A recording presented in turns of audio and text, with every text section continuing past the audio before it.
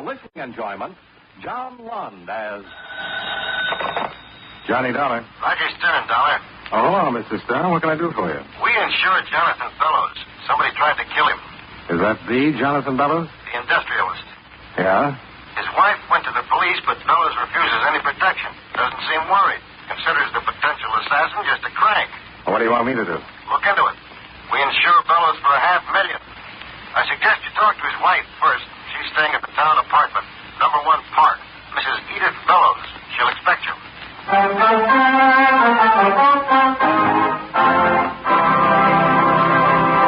Right now, I'd like to take a few minutes of your time to pass on a thought which, incidentally, concerns time. According to the Bible, to everything there is a season and a time to every purpose under the heaven.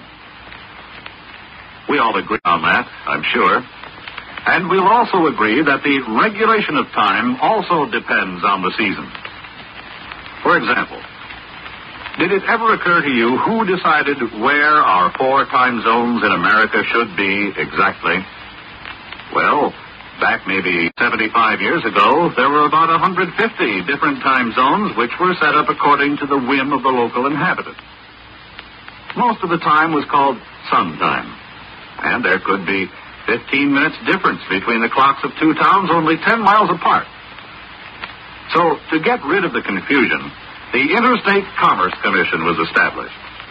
It divided the United States into 4 standard time zones so that railroads, planes, buses, and the mail could run on schedule. Of course, if a city wants to go on daylight saving time during the summer, that's a decision which is made locally. The standard time remains the same everywhere else. But setting the nation's clocks isn't the only job of the Interstate Commerce Commission, however. It also makes rules and regulations for the various means of transportation which go from one state to another. It sees that railroads, truck lines, barges, and boats operate safely, charge reasonable rates, and give good, dependable service. It also protects trucks and bus drivers from working such long hours that they might fall asleep while they're driving. The Commission also demands that trains, engines, and machines have safety and stop devices. It is, in itself, a safety device to assure every one of us freedom from danger as we travel about our country.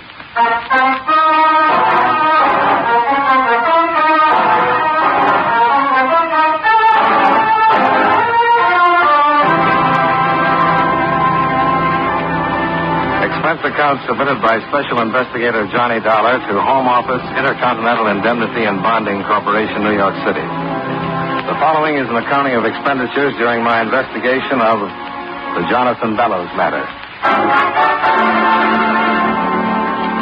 Expense account item 1, $29.65. Mileage and incidentals between Hartford and New York City. I arrived at number 1 Park Avenue close to 2 o'clock. Mrs. Edith Bellows, a very attractive redhead somewhere in the early 30s, met me at the door and showed me into her luxurious apartment. Sit down, Mr. Dollar. Thank you. Mr. Stern explained the situation to you? Only that someone tried to kill your husband. Yes, day before yesterday. Jonathan was walking in the garden and someone shot at him. Fortunately, they missed. Mr. Stern said your husband refused police protection. He's a very unusual man, Mr. Dollar. I would say so. He's not a young man, 63. He's retiring and doesn't particularly care for people, especially people who meddle. Unfortunately, he considers the police meddlers. Has he hired any kind of protection? No. Isn't he worried? Well, he doesn't show it, but knowing him as I do, I'd say he's mildly concerned. Someone takes a shot at him and he's only mildly concerned? It's the nature of the beast, Mr. Dollar. Well, I'm sure you're aware that Intercontinental Indemnity is more than mildly concerned. Yes, and so am I. Well, the whole family, for that matter. I'll certainly give you all the cooperation that I can. I think everyone else in the family will be greatly relieved. Except your husband. I'm afraid he won't like it much. It'll be pretty hard investigating if he has me thrown out of my ear. Well, you've one thing in your favor. You're not a policeman. Yeah. But when I'm on a job, Mrs. Bellows, I've been known to meddle and meddle and meddle.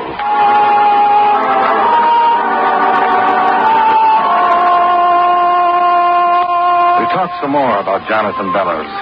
Mrs. Bellows had married him 8 years before, taking her place as number 3 in his collection of wives. Her predecessors had retired to lives of leisure on their alimony. Bellows had one son, Ralph, by his first marriage, now 23 years old. Around 3 o'clock, we went downstairs and climbed into a bright new station wagon. An hour later, we were driving up a long circular driveway that led to the Bellows mansion. We parked and went in. Jonathan's probably in the library. Hi. Oh, hello. Mr. Dollar, this is Ralph Bellows. Oh, how do you do? How do you do? The insurance? Yes. Everyone know about this? Well, everyone except... Your husband? Yes.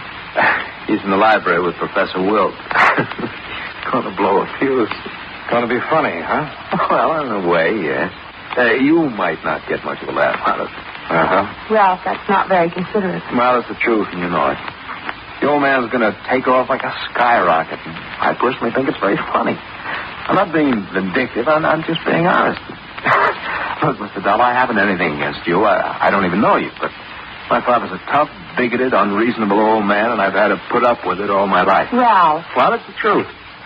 99% of the time, he gets his own way, but when he doesn't, he creates the most magnificent explosion you've ever seen. Gloatingly, I am proud to say that I have been responsible on several occasions for lighting the fuse. You own a gun? Oh, don't be ridiculous. I didn't take that shot at him. Oh, no, of course not. Ralph's just as concerned as the rest of us. Ralph, I think we'd better... Yes, certainly. Can you take it, Mr. Dollar? That's why I'm here. Then allow me to escort you to the library. Huh? You're spoiled, Ralph. Rotten. Who is it? The Atomic Energy Commission. What? You have visitors. What did you say about the atomic... Oh, he's just in coming. Hello, Professor. No, how are you, Edith? Beaten him 3 straight games. Who's that with you? Oh, this is Mr. Dollar, dear. He's going to find out who took that shot at you. What?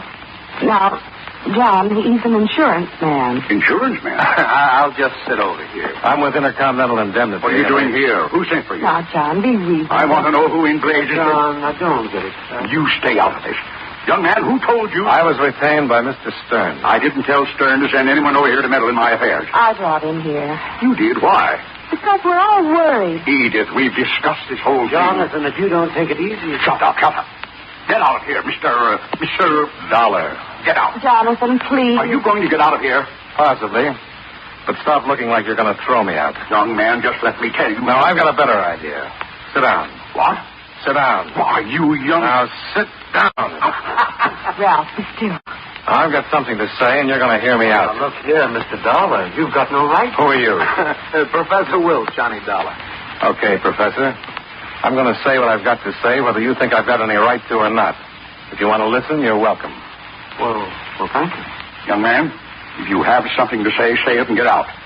Then I'll place a call to your company and see that you're immediately discharged. You're due for a big shock. I don't know how interested you are in maintaining your insurance policy, but if this attempt on your life isn't investigated, you're not going to have a policy. Are you finished? No, that's not what I wanted to say. It's this. I've never met you before. I don't know you, and I don't want to. You're a big man in your field, but that doesn't entitle you to be rude to me. Now I'll go. But if you ever try throwing your weight around again, I'll turn you over my knee and make up for the spankings you must have missed a long time ago. I'm sorry, Mrs. Bellows. It's pretty obvious your husband doesn't care how much his family worries about him. Now, if you'll let me call a cab, I'll get out of here. Mr. Dollar. Yeah? Would you stay a moment? No.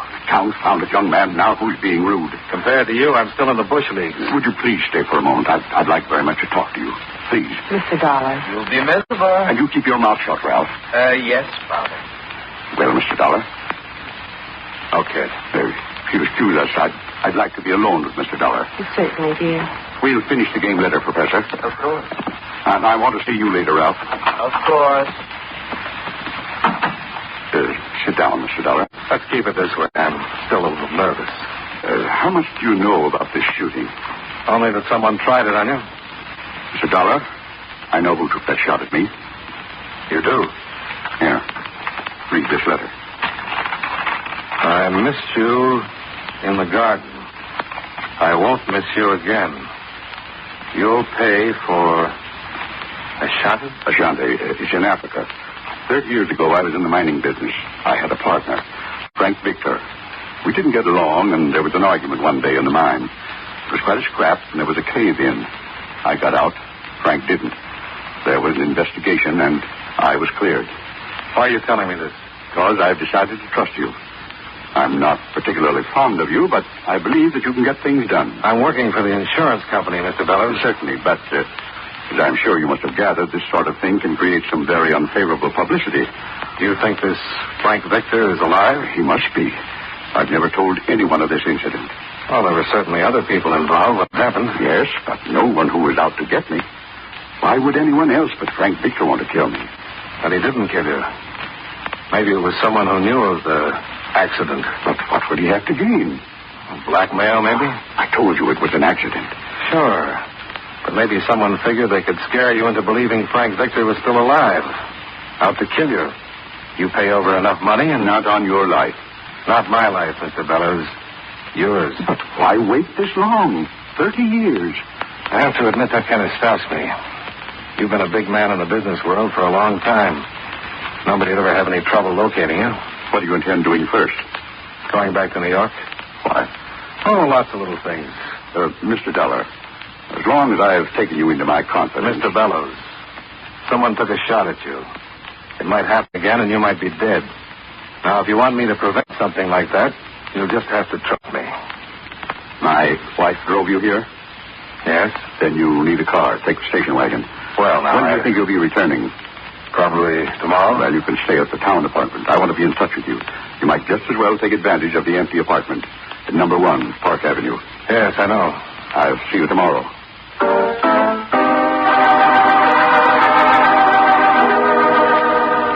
I left without saying goodbye to the rest of the family and drove the bright new station wagon back to town. I stopped off at the Times, where I wallowed through the morgue file for 3 or 4 hours. I went back 30 years to find what I was looking for. A small article dated Ashanti, Africa, 1923. It didn't say much more than what Jonathan Bellows had already told me.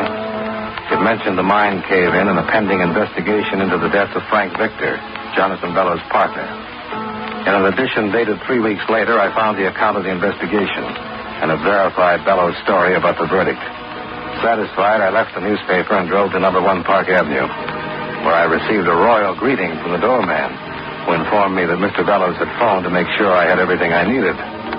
In the apartment, I poured myself a drink, took off my shoes, stretched out on the sofa, and put in a call to Roger Stern. Yes, Dollar? I want some information on the Bellows family, past and present. Sure. Find out where his other 2 wives are and how long they've been there. Put a man on it right away. And find out about a Professor Wilt. Wilt? Yeah, W-I-L-T, I think. Friend of Bellows. Plays chess with him. Also, I'll need a background on all the servants. What do you want it? Pick it up tomorrow morning. If you want to reach me, I'm at, wait a minute. Plaza 52099. Number 1, Park Avenue. Do I know her? Oh, I wish you were right. Apartment belongs to Bellows. You let me use his station wagon, too. I don't believe it. It's my big blue eyes. I just batted them a couple of times, and presto. Presto? Sure. Station wagon, Park Avenue apartment, and he better be nice to me. A couple of more bats, and he might buy me my own insurance company.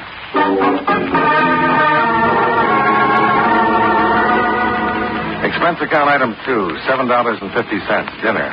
After which I returned to the apartment and considered making a few calls that might relieve a lonely evening. I referred to my meager list of availables and was just about to try my luck when the phone rang. Johnny Dollar. Mr. Dollar? Yeah? This is Mr. Bellows. I'd like you to fix something up for me. I was just trying to do the same for myself. I'd like you to go to 955 East 108th Street and pick up a... Yes, Mr. Bellows? Pick up a package for me. Bring it right out. Sure. Is anything wrong? Mr. Bellows? Nothing's wrong, Mr. Dollar. Just pick up the package and bring it right out to me. Well, sure. 955 East 108th Street? Yes. It's the bar. Ask the bartender for the package. Bring it right out. Okay. Goodbye. Mr. Bellows, are you sure there isn't something... Mr. Bellows. Mr. Bellows. Huh.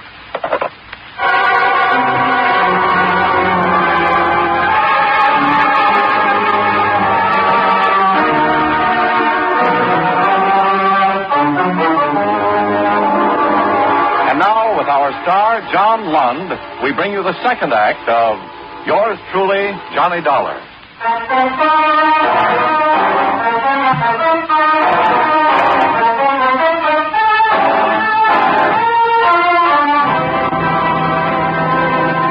I went downstairs, climbed into the station wagon, and wheeled it east to 108th Street, where I located number 955. It was a bar, the Blue Pheasant. I parked and went in. I introduced myself to the bartender, and he gave me the package Bellows wanted. Then I left and drove upstate to the Bellows mansion. Hello? Good evening.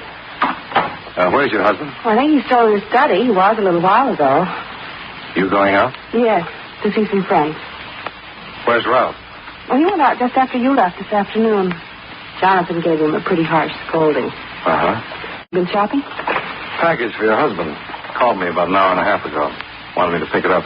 What is it? I don't know, but it's heavy. Well, I'll see you later, Mr. Dollar. Mrs. Bellows, Yes? your husband's a healthy man, isn't he? Well, yes, of course. Why? Well, when I talked to him on the phone, he sounded, well... What? Well, I don't know. It was strange. I just said goodbye to him. He seemed fine. He played chess with the professor until about 7. I saw him right after that. He seemed fine then. There's nothing the matter with my husband, Mr. Dollar. He's in the library, huh? Yes. Have a good time. Oh, thank you. Goodbye.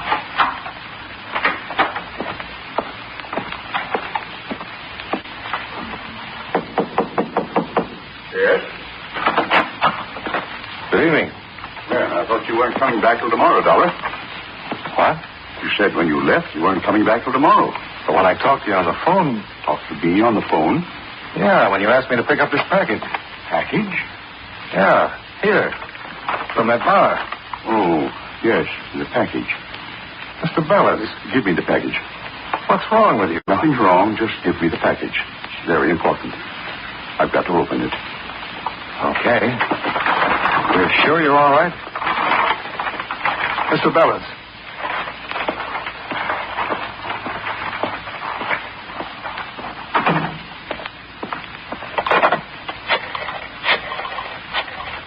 Well, no, Mr. Dollar. Oh, Ralph. Thought you'd gone out. Yeah, just got in. I was just calling a company doctor.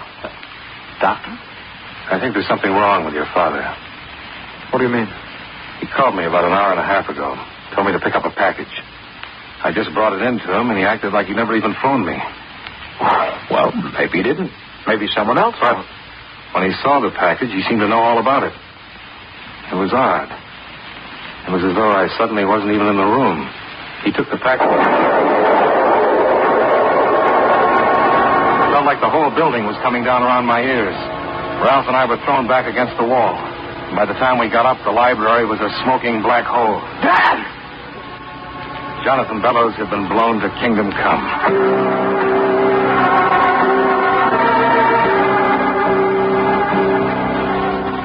It was a bomb, all right. A big one. Planted in the package I'd given him. I called the police, and Ralph located Mrs. Bellows. Then I jumped back into the station wagon and doubled the speed limit getting back to town. The police would be busy enough until I got back. I wanted to get hold of that bartender who had given me the package. By the time I got to the Blue Pheasant, it was pretty well filled with customers, but the bartender I was looking for wasn't in sight. Yeah, what'll it be? Where's the bartender who was working here earlier?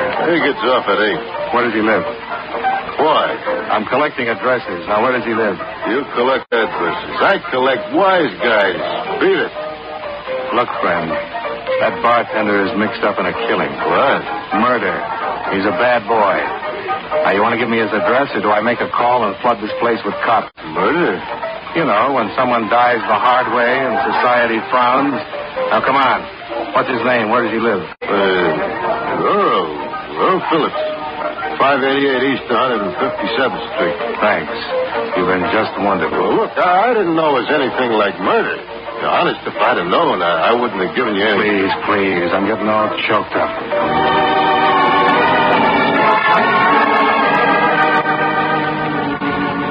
I drove across town to 157th Street and found 588 East, a big apartment house. Earl Phillips was registered in 405. I gave him a few minutes while I knocked my knuckles loose, then went and dug up the landlady to have her open the door. Oh, she was a dream. About 4 years older than Grant's tomb, with a gin disposition that would make a lost weekend seem like a Miami vacation. The type that should never have been dug up. Now, look, honey, I got clinging to you. Look, sweetheart. Sweetheart. An expression of fondness. Look, Buster, don't give me no words longer than one syllable. Cop. You cops got badges. Here. Don't look like a badge to me. These are my credentials. John. Johnny. I should have brought my glasses. Johnny Dollar, insurance investigator. Insurance? Now, let me explain, madam. I work with the police. I don't sell policies. I'm an investigator. I investigate things. Yeah. Well, suppose you tell me what you're investigating. Murder. Murder? Mr. Phillips? With the door open, we'll both know so much. Oh, okay.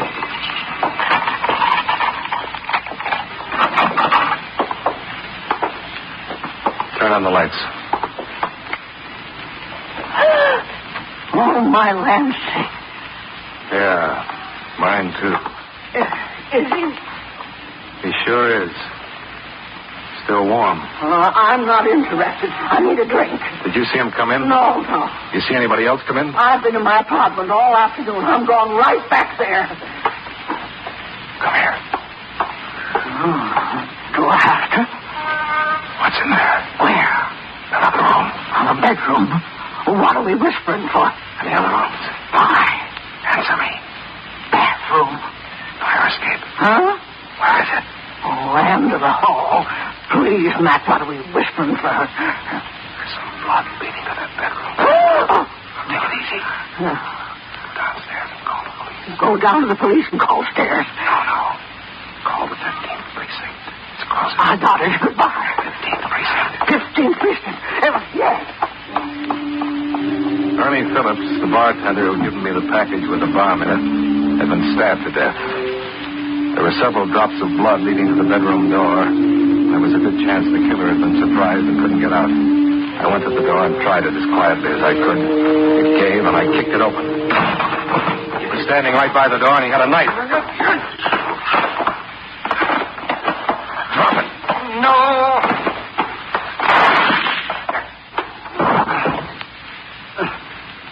You should have listened to me, Professor. Bad? Yes. Landlady's after the police. You want to tell me about it? Sure. Help me sit up. All right. Thank you. I suppose you wonder how Bellows called for that package with the bomb. It was his voice. It was Bellows. I've known him for a number of years. I was treating him for his nerves. You an MD? No. Years ago, I worked in a carny at the carnival. Card tricks, magic, hypnosis. I finally managed to save enough and set myself up as a psychotherapist. It was arranged I meet Bellows at a party. Told him I could help him. Actually, I did help him. Simple hypnosis. Turned out to be a good setup. Paid me well, and while I had him on, I learned a lot about his business and his personal life, too. He told you about the Ashanti affair? Yes. We decided to make it look like blackmail. We? That's Edith. Mrs. Bellows. She would have gotten half of the estate and the other half to Ralph. And Mr. Bellows, I think I'm dying. The police should be here any minute. Well, it was Edith's idea. I met her some time ago. She arranged the meeting with Jonathan. He was hypnotized when he called me? Yes. I left the bomb with Ernie. As a bartender I'd known for a long time. He didn't know anything about it, but he would have identified me as the one who gave him the package. And Bellows was hypnotized when I walked into the library with the package? No, post-hypnotic suggestion. Told him when he was given the package, he was to take it immediately and open it. You can hypnotize a man, tell him to do something hours later when he's awake, and he'll do it? Well, he did it, didn't he? Yeah, he certainly did. Well, here they come. Oh, are they?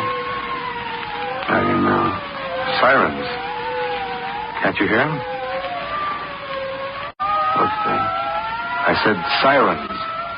That's how I knew the police were... Professor.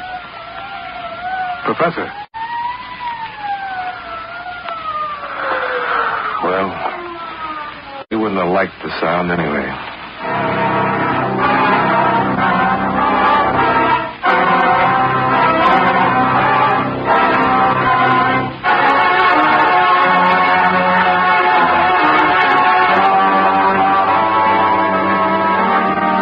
Mrs. Bellows was arrested for her share of the crime, and as you know, the case comes up next week. And that's the way it shapes up. They needed someone to be a witness to the letter and hear the old man's story firsthand, and I wound up the patsy.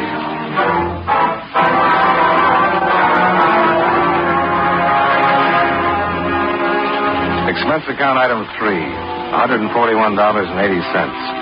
Hotel and incidentals while I stayed in town tying up the ends for the law. Item 4, $29.65. Mileage and incidentals between New York and Hartford. Expense account total, $208.60. Yours truly, Johnny Dollar.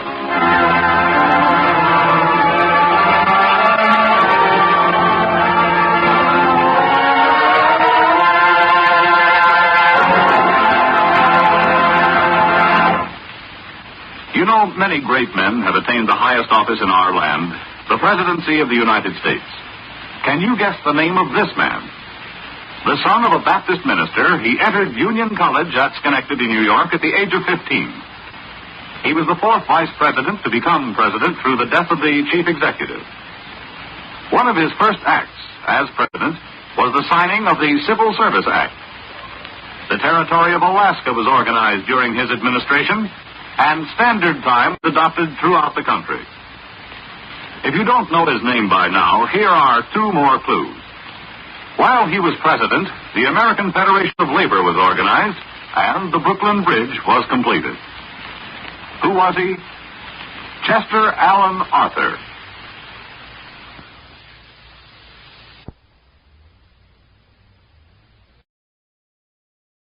Allen Arthur.